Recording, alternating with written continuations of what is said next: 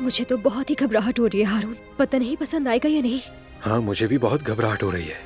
इनके चेहरे से तो ये भी पता नहीं लग रहा कि इन्हें खाना पसंद भी आएगा या नहीं।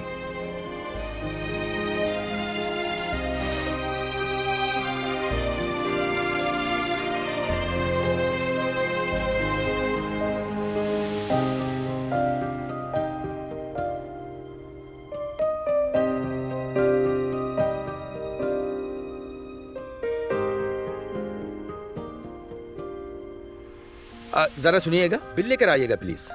इसने इतनी जल्दी कैसे खा लिया? पता नहीं, जाकर देखता हूँ।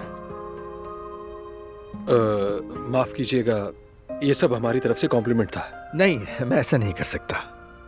मतलब ये कि मैं मुफ्त में कोई चीज भी नहीं लेता। बुरा मत मानना, ये मेरा उसूल है। ठीक है, जैसा आप कहें, मैं बिल लेकर आ जाता हूँ। उम्मीद है कोई मसला नहीं हुआ होगा। हाँ बेटी, सब कुछ परफेक्ट है, कोई मसला नहीं।